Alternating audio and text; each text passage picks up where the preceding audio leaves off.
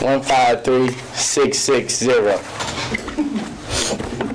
According to the U.S. Travel Guide, around 25,000 search and rescue missions are conducted annually for people that are lost in United States national parks. Now let's say you're walking in the forest, enjoying fresh air, and you hear some branches crack. And you look around and you hear them crack again, and you become terrified, and you take off running. And you go left, you go right, you go up, you go down, you go around, until you're in a place where no one else can find you. And not even you know where you are. You are officially lost. Like this guy. So what do? You start to panic and scream. That won't work. No one's around. No one will hear you. Just listen close and I'll tell you a few steps that may help you or save your life. First, you must stop. Now, STOP is an acronym. It stands for Stop, Think, Observe, and Plan.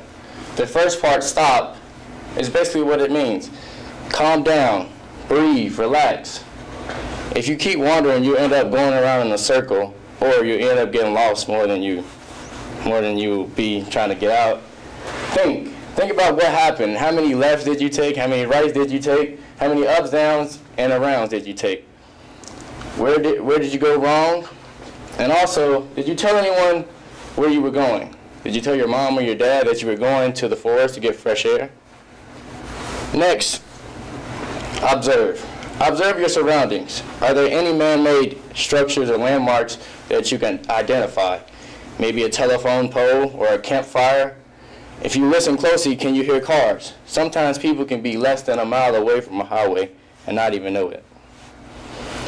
The last step is to plan. What are you to do next?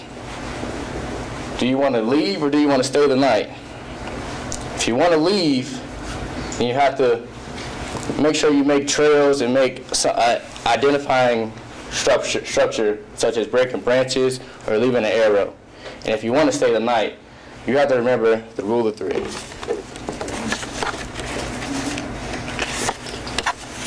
Now the rule of 3 helps sort. What? There we go. The rule of 3 helps sort the most important things, most important needs from the less important needs. You can go without food for 3 weeks. You can go without water for 3 days. You can go without shelter for 3 hours. And you can go without oxygen for 3 minutes in extreme conditions.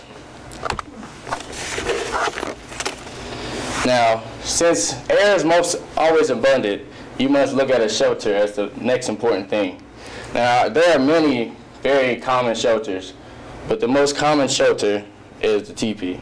Now, the teepee is very easy to build. All you do is start with a tripod, 3 sticks, in a tripod form, and then you just constantly put sticks around the teepee until you fill in the gaps, and then you fill in the smaller gaps with brush and leaves to rainproof it. The next and most important thing is a fire. Now a fire helps with cleaning water and drying clothes, cooking, heating yourself up at night, and also used as a form of light. Now there are 3 types of wood that helps build a fire. There's kindling, tinder, and fuel. Kindling is small branches, twigs, small grass, dry grass, leaves. Tinder are bigger branches, and fuel is logs or anything that's wet, because it can dry when the fire starts going, and it can last throughout the night. One main structure is the teepee. Just like the shelter, it's built the same way. Instead, you use tinder as the teepee structure, and the kindling goes in the middle. One way to start a fire with wood is the fire plow. Now the fire plow is very easy. It's just a hardwood stick and a softwood platform. And basically you use friction pushing it together until you ignite little dust particles, little wood dust particles. And just like in the movie Castaway, you'll see that this man, Tom Hanks, has made a fire plow and is trying to build fire on an island by himself. So, I'll show that.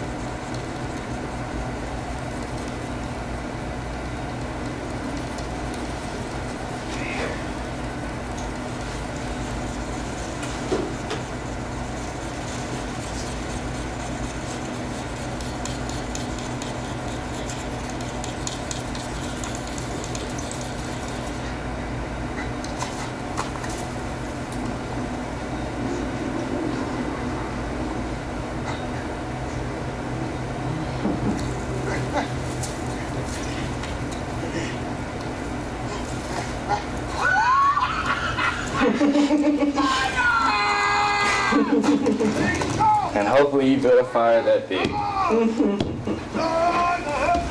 Thank you.